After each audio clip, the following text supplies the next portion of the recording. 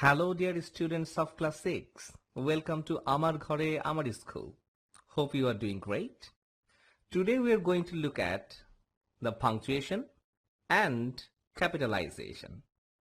After the discussion of today's class, we will be able to, number 1, identify different punctuation marks in text. Number 2, use punctuation marks correctly in sentences. And number 3, use capitalization correctly. Before starting, let's read a story together. Once upon a time, there lived a poor widow and her son Jack. One day, Jack's mother told him to sell their only cow. Jack went to the market, and on the way he met a man who wanted to buy his cow. Jack asked, "What will you give me in return for my cow?" The man answered, "I will give you 5 magic beans." If you notice carefully, you will see in the text there are some marks with the words. These marks help us to understand the text, to give proper expression while reading. These marks are the punctuation marks. You will also notice in the text that some of the words started with capital letter. This is called capitalization. So, today we will be learning about punctuation marks and capitalization of words.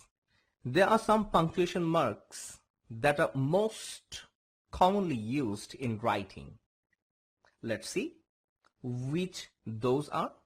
Here we have comma, quotation marks, colon, semicolon, apostrophe, period or full stop, question mark, exclamation mark. I put these punctuation marks in different pile as they are a bit different from each other. These 3 punctuation marks are usually used at the end of the sentence and are followed by capitalization of word. That means we generally use these 3 punctuation marks after finishing a sentence, and we start the new sentence with capital letter. Let me go one by one so you can understand properly. So let's start with the use of period or full stop. Period or full stop is used, number 1, at the end of an assertive sentence. Full stop is mostly used at the end of an assertive sentence or a statement that is considered to be complete. For example, here you can see, "I used to play football in the afternoon." And another example, "Miss Chaudhuri teaches us English." So you can see after the complete expression, we use here full stop. After afternoon and after English. Number 2, following abbreviation or at the end of an abbreviation. Abbreviation is the shortened form of a whole word or phrase. For example, Rina studies in a government school or GOVT school.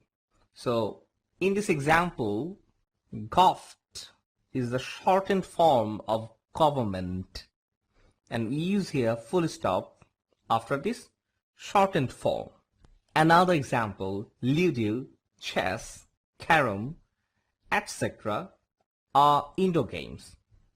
So in this example, we see etc, and after that we use a full stop. That means it is a shortened form of etc. Special note: if an abbreviated phrase is pronounced, we do not include periods. For example, NASA is correct, but N full stop A full stop S full stop A is incorrect. Even in some cases, the periods are omitted even when the word is not pronounced. Usually, because it is very commonly known term. For example, UCLA, that means University of California, Los Angeles. So, though it is not pronounced, we haven't used here full stop after each alphabet. Now let's learn about the use of question mark and exclamation mark. Both question mark and exclamation mark are always used at the end of the sentence. The question mark is used at the end of the sentence to indicate a question. For examples, what time is the English class? And another example, when are they coming? So here, see, after making a question sentence, we use here question mark. Okay, the exclamation mark. The exclamation mark is used at the end of the sentence to indicate great surprise or forcefully spoken short command. For example, look here, run, and what a wonderful day it is. Now we move on the next list of punctuations which are used in middle of a sentence. But before that, I want to introduce you with a term, clause. So, what is a clause? A clause is a group of words which has a subject and a verb and acts as a part of a sentence. For example, I love sport and I am the captain of school football team. Here in this part of the sentence, I love sport, there is a subject, I, and a verb, love. So this is a clause. Again, in other part of the sentence, I'm the captain of school football team. There is also a verb, am, and a subject, I. So this is a clause 2. So see another example. She was born in Bangladesh, but her family moved to Canada. This sentence has also 2 clauses. She was born in Bangladesh, and another is her family moved to Canada. If you notice carefully, you will see in the example sentences, all the clauses can stand independently, but it still can make sense. That's why these are called independent clauses. Now let's learn the use of comma. Comma is used, number 1, to separate independent clauses in a sentence. For example, the game was over, but the crowd refused to leave. Another example, my elder sister stepped into the room and helped me with my homework. So look at the first example. So this is an independent clause, and this is an independent clause. So we separate them with comma. And in the next example, my elder sister stepped into the room. So this is an independent clause. And helped me with my homework is another independent clause. So we separate them with comma. Comma is used, number 2, after introductory words such as yes, however, and well. For example, do you like going to party? Well, it depends. I don't like big gathering. The small ones are okay. Then are you coming to Samantha's birthday party? Only the close friends are invited. Yes, I am. She phoned me. However, I won't stay long. Here you can see a comma is used after well and however. Comma is used, number 3, to separate additional information from the main body of the sentence, often a pair. For example, Sakib Al Hasan, a renowned cricket player, is from Magura. In this example, a pair of commas are used to separate the additional information, renowned cricket player, from the sentence. See another example. A few days ago, I read a wonderful report on him in the Daily Star, the most popular English daily in Bangladesh. In this example, only one comma is used to separate the additional information, the most popular English daily in Bangladesh, as it is placed at the end of the sentence. Comma is used, number 4, to separate all items in a list. For example, I love apples, pears, and oranges. However, I don't like kiwi, tamarind, and sharon. What about you? I like dates, melon, and pineapple. Mubasha is okay for me too, but I don't like banana at all. So here, a series of commas are used to separate the items in a list. Note the comma after pears.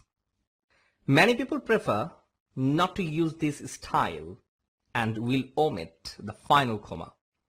We call this the Oxford comma because it is the standard method taught at Oxford University. Comma is used, number 5, to separate all geographical names, items in dates, except the month and day, addresses, except the street number and name, and titles in names. Let's see the example. My father is from Gorandi, Borishal. July 22, 1959 was a momentous day in my father's life. He was born on the day. He left Gorandi when he was 25. Now our address is House Nong 25, Road 2, Dhanmondi, Dhaka. Comma is used, number 6, occasionally between a house, number, and a street. For example, now our address is House Nong 25, Road 2, Dhanmondi, Dhaka. This is not wrong. It is just old-fashioned. It is not done in modern times, however. Next we have quotation marks. Please note, quotation marks can be single like this or double like this. Quotation mark is used, number 1, to quote another person's words exactly, whether they be spoken or written. For example, what did your father exactly say to you, Anik? Dad said, I'm going shopping because we have no milk. So quotation mark is used, number 2, to quote a person who is quoting another person or for a speech within a speech. In this case, single quotation is used.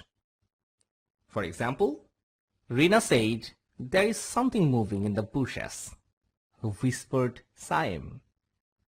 So here, single quotation marks are used to quote Saim. But Saim was also quoting someone, Rina. So to quote Rina, double quotation marks are used. Use of colon. Colon's function is quite straightforward. It introduces related information. A colon is used after a complete statement in order to introduce one or more directly related ideas, such as a series of directions, a list, or a quotation or other comment illustrating or explaining the statement. For example, the daily newspaper contains 4 sections.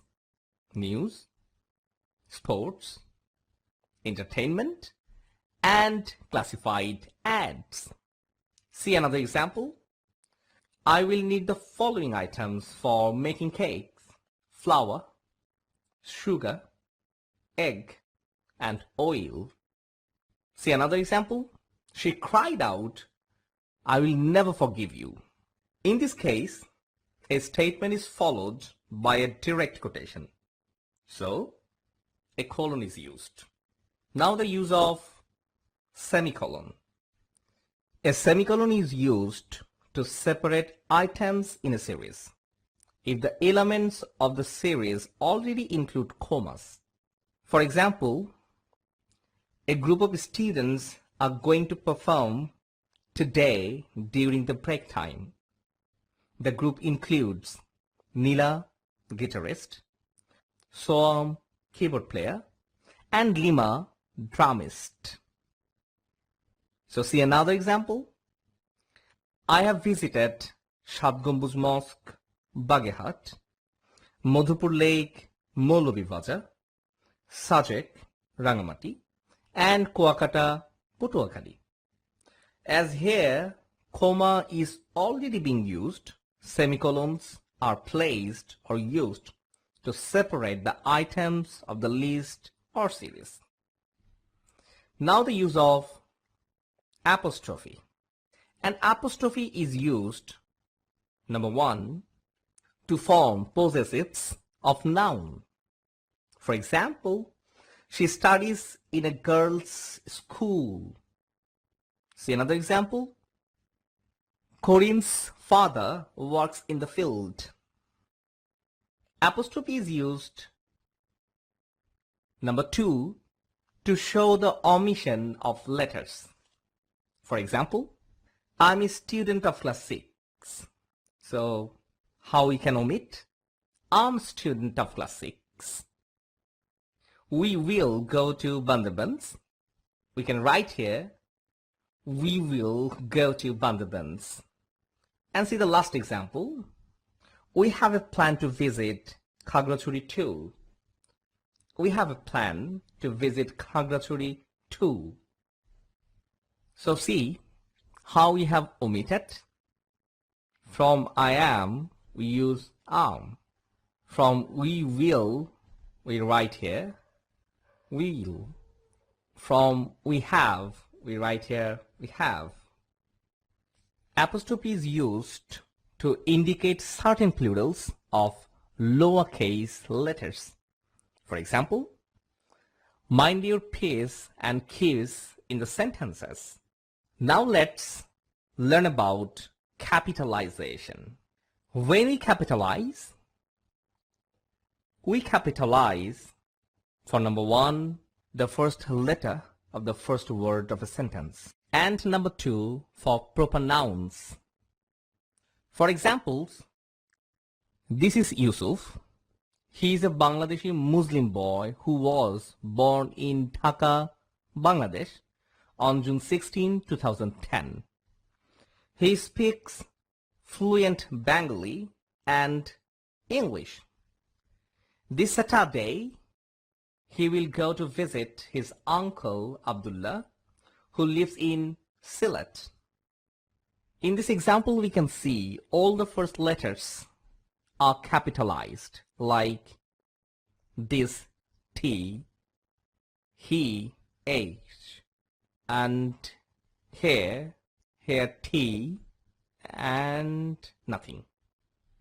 Now we can see other capitalizations are used for proper nouns. So let's see which are they. Yusuf, Y. This is the name of person. Then Bangladeshi Muslim, it is the name of nationality and religion. This is the name of city, proper noun. Name of a country, Bangladesh. Name of month, June. And here, name of language, Bengali and English. This is the name of day, Saturday. This is the name of a person, Abdullah, and this is the name of a city, Sylhet. So it is clear we use capitalization with the first word of a sentence and with the proper nouns. This is the note. Name of people, city, country, company, education institutions, religion, political party, nationality, language, days of the week, month, etc. are all proper nouns. Now, the practice session. What do we need to do? We need to select the correctly punctuated sentence from the multiple choice below. See the 4 options. So what will be the answer here? Yes, I think you're right. The answer will be B. Now see the second options. Which will be the right answer? Option A. Exactly. The problem with the option C is there is no apostrophe here. Option 3. So which one is the right answer? Exactly. The right answer will be A, because it's a list, series of items. So for this we use comma. Now 4.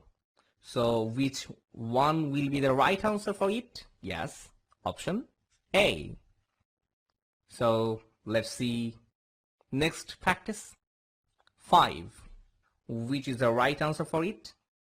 Yes, the right answer is the last option, D. So what's the problem with the first option? The problem of the first option is this comma. Exactly. So let's see the next question. Question number 6. Which will be the right answer? Yes, right answer will be A, because it's a series of list and last one is the possessive of noun. Now let's see so far what we have learned. Yes, we have learned about number 1, full stop, question mark and exclamation mark and the uses. Number 2, use of comma, colon, semicolon, quotation mark and apostrophe. And number 3, when and where to use capital letters. Now it is time for homework. What do you need to do? You need to complete the activity 2 and 3 on page 80 from your English grammar and composition book. So this is the activity 2. See the instruction. Read the text below. This is the text. And use punctuation marks as needed in the underlined sentences. So what you need to do? Read this carefully with other sentences and then put the right punctuation marks.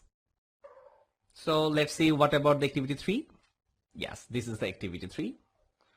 What we need to do? We need to read the text below and use or change punctuation marks as needed.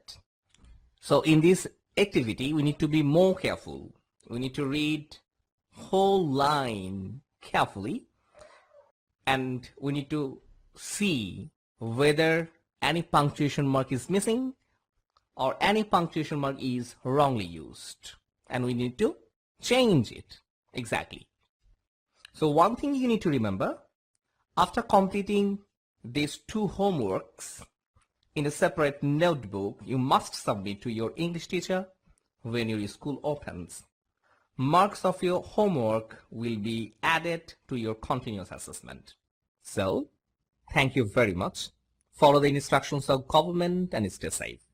To watch this class again, keep in touch with Facebook page and YouTube channel of Amar Ghore, Amar School. Thank you very much.